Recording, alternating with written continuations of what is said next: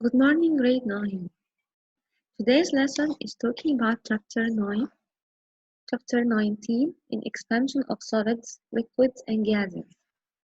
So these are some important vocabulary: expansion and contraction. Expansion, the condition of making something larger. And what is contraction? The condition of making something smaller. Now, what happens to a solid when it is heated? When a solid is heated, it will expand, so it gets longer or appear longer. The molecules spread out. When a solid is cooled, it will contract, so it gets shorter or appear smaller.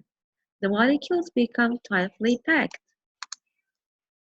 Now this is a real-world example. This is a railway route. Railroad tracks are made with gaps.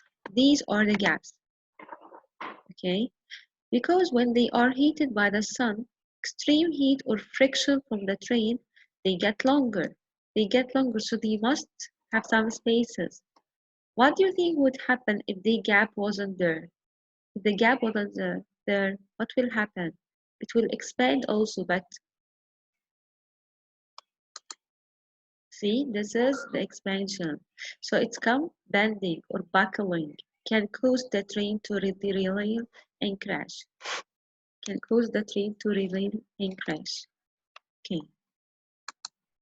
Now these are more examples. This is the bridge where the cars used to move on. So the bridge also have some expansion joints here. This is expansion joints. Okay, these expansion joints because when the solids or these metals of the bridge are expanding, they have some space to expand in because they are exposed to sun. Okay, opening a jar. This is another example. What happens to a gas when it is heated? When a gas is heated, its molecules move rapidly, causing the gas to disperse, spread out. As you can see, this is in cold and this is in hot temperature. So molecules here are separated and in cold they are contracting. Okay, what happens to liquids as heat is added or taken away? Liquids such as water have a special molecular bond. Unlike solids, liquids expand when they are cooled and contract when they are heated. Have you ever put a water bottle in the freezer on a hot summer day? What happened to the bottle once it was frozen? What will happen? What do you think?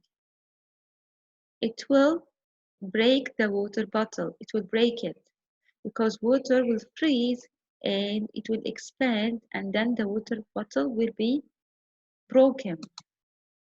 See, this is before and this is after.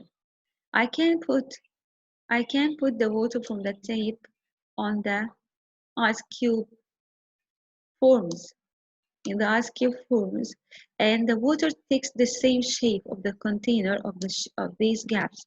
Okay, when you put at freezer, what will happen for this tray? They will take the same shape of the tray and they are freeze. They are changed into ice.